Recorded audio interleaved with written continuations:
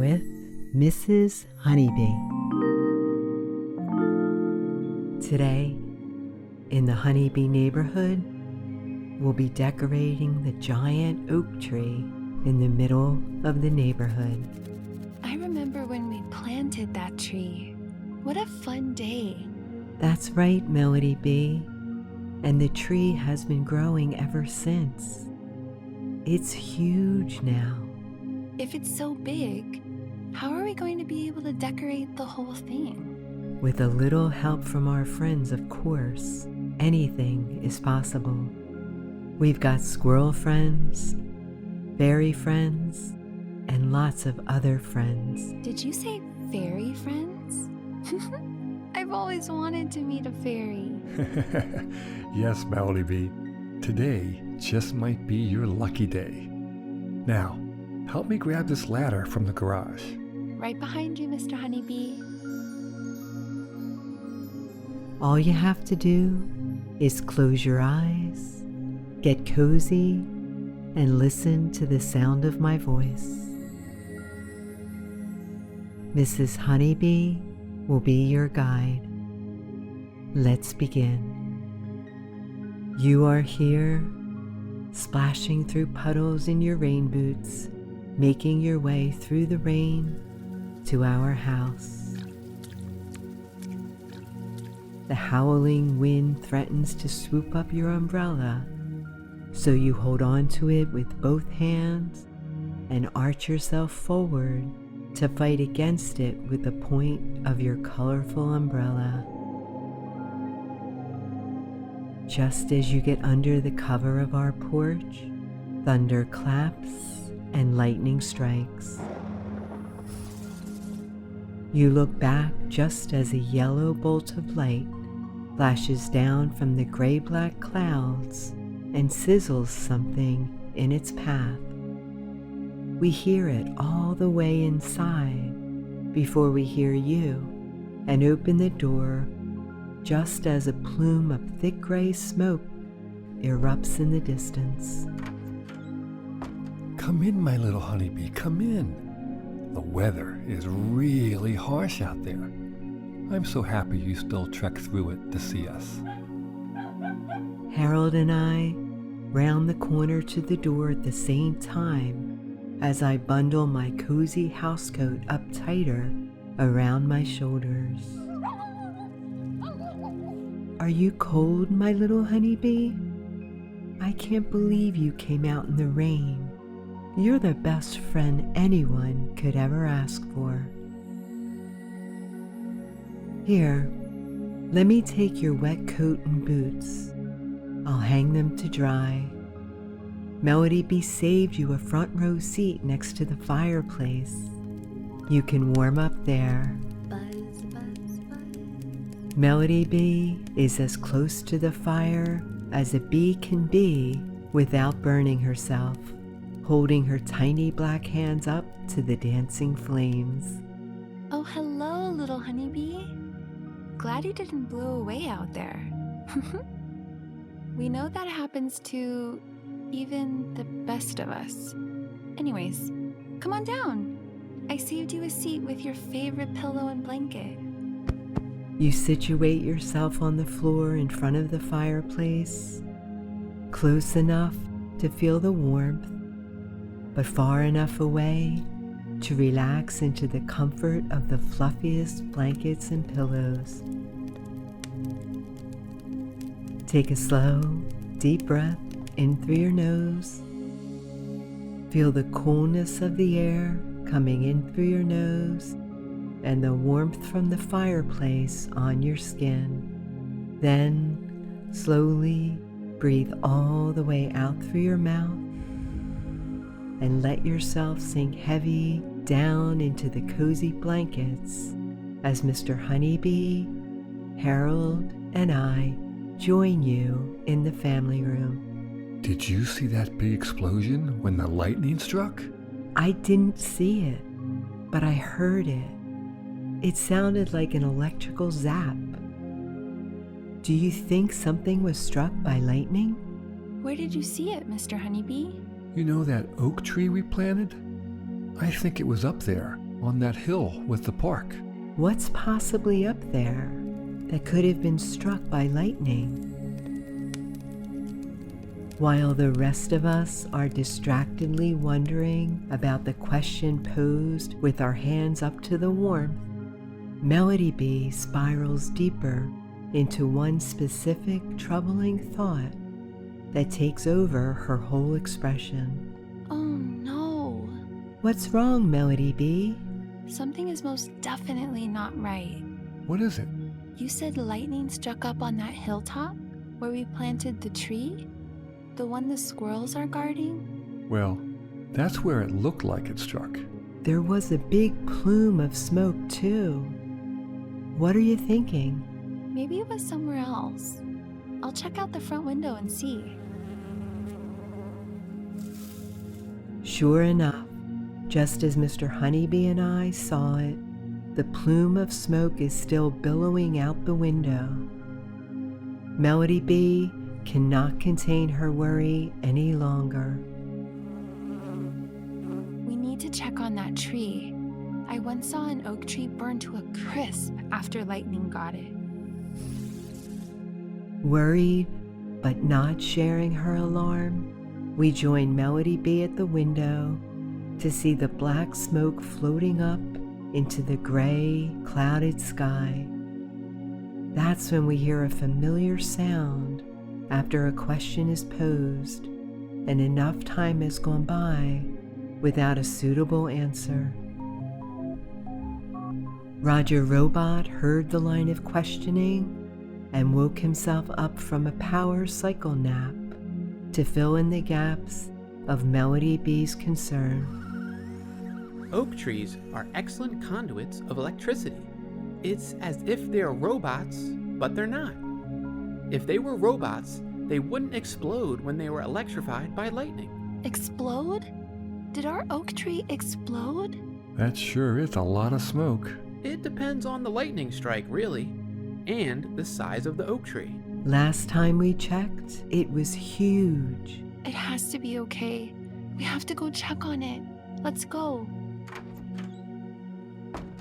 We all layer on our puffiest, coziest jackets, boots, scarves, and earmuffs before piling out the front door and onto the porch.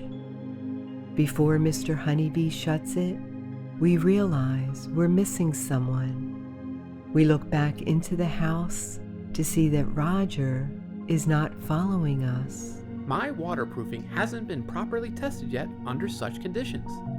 I cannot possibly roll in that rain.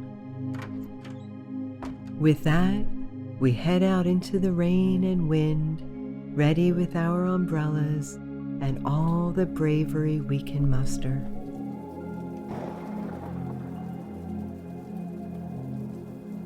Harold runs up ahead of us, snout first, piercing through the wind and rain to alert the oak tree guardians.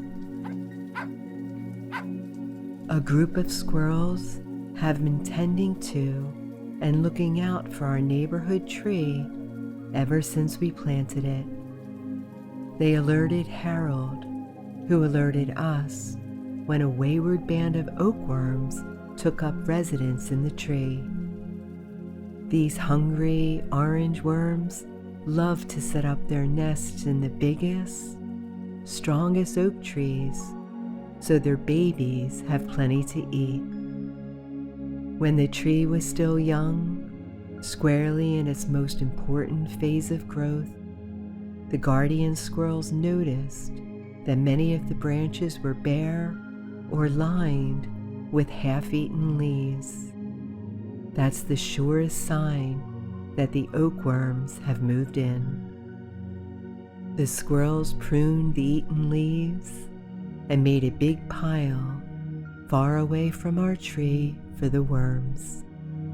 Then they planted them their very own grove of oak trees to munch on.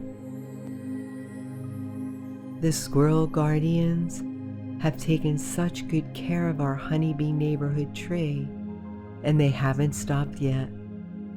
They were sending alerts out to Harold, who was trying to alert them of potential danger.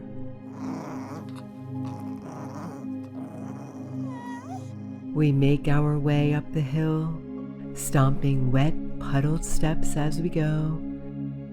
Right foot, left foot, right foot, left foot.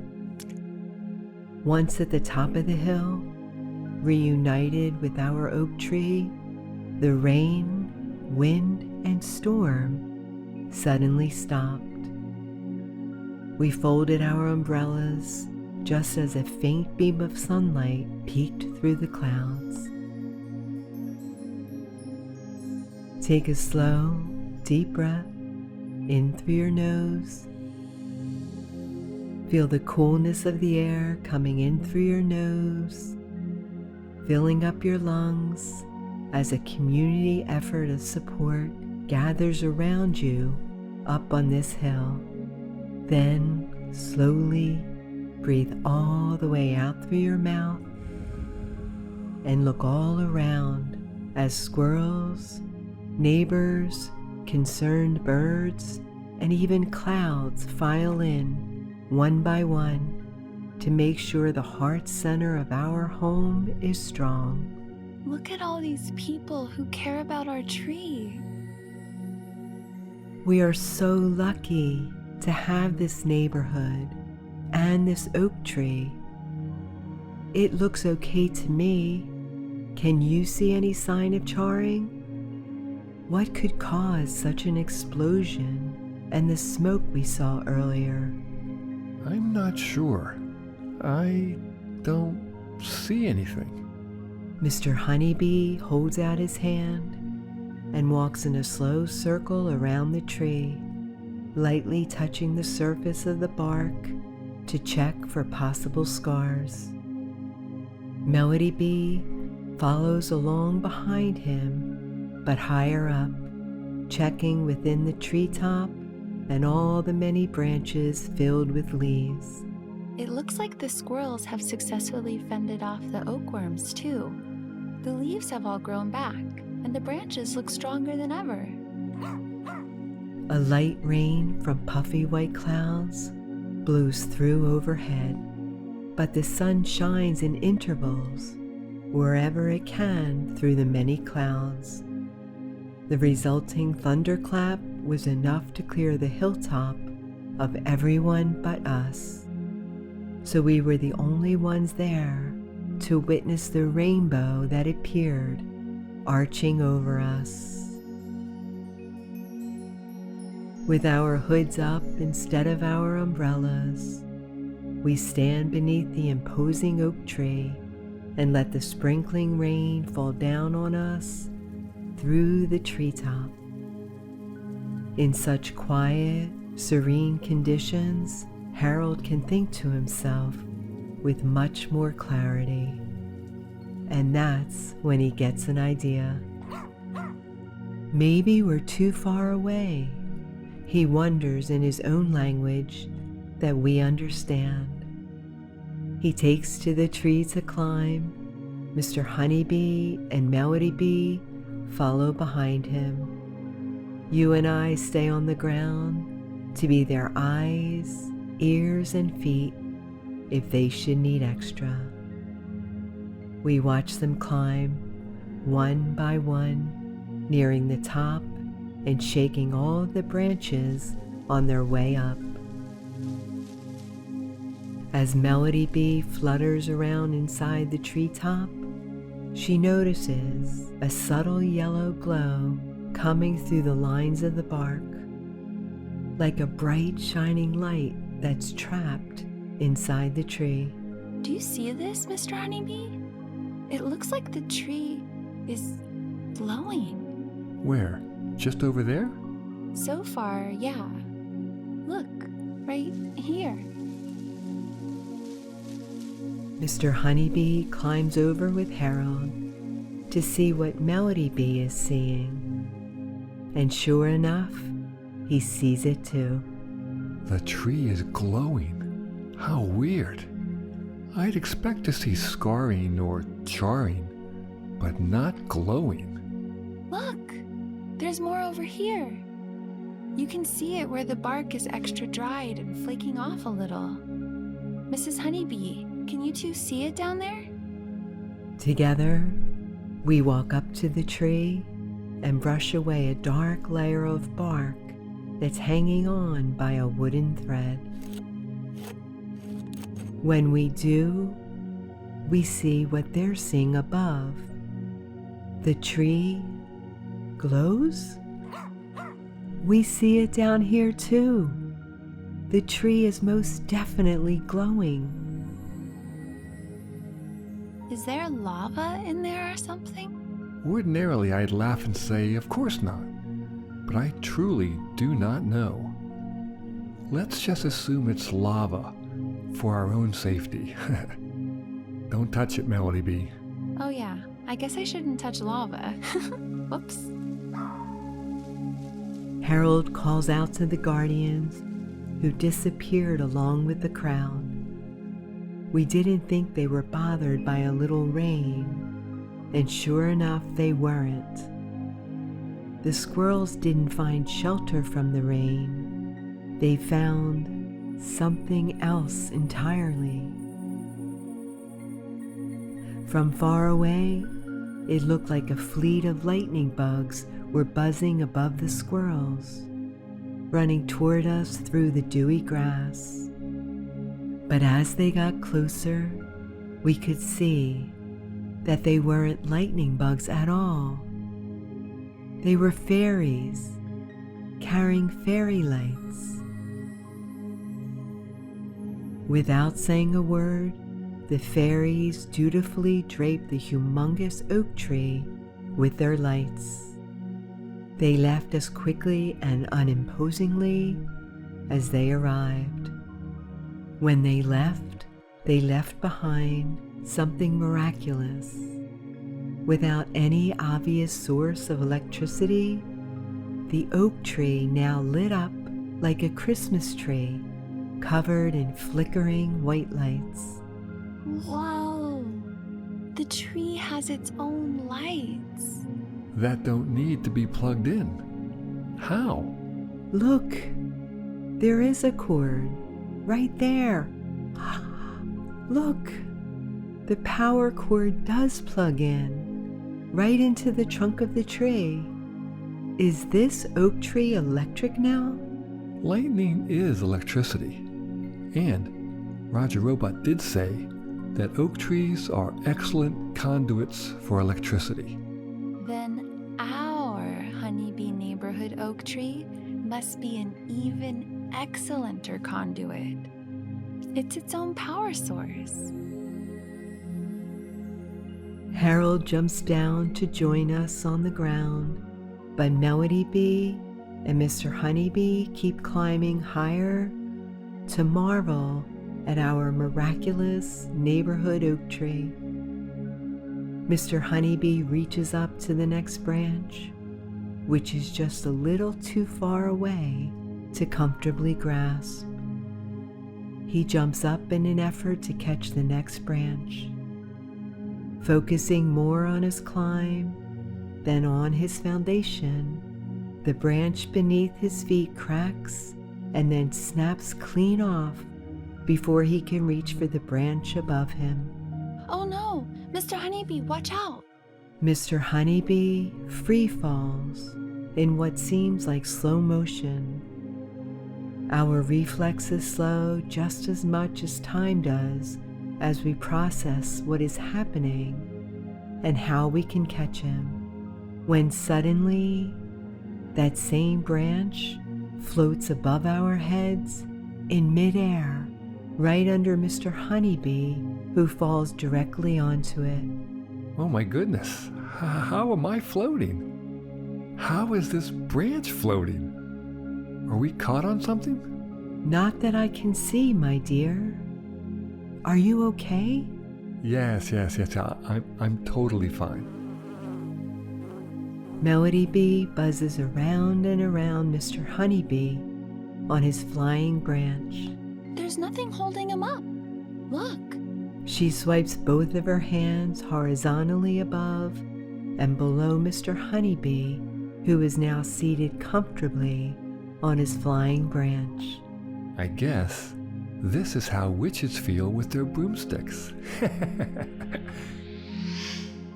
As if spellbound and triggered by his words, Mr. Honeybee flies through the air on his branch. Whoa, whoa, whoa, whoa, whoa, whoa. He smiles as he gets the hang of flying on a branch and calls out to us to get our own. Before we can decide if it's okay to snap off a whole branch for fun, 2 fall down to us all on their own. Melody Bee monitors us closely, worried that we have taken to flight too quickly. We fly through the air, soar up to the rainbow, and fly along that too. It seems that our honeybee neighborhood oak tree was strong and special enough to absorb the electricity of the lightning. Now it has a permanent glow and electrified branches that give us a whole new perspective on what's possible. Always remember, Mrs. Honeybee believes in you. You are special and you are loved. I can't wait to see you again.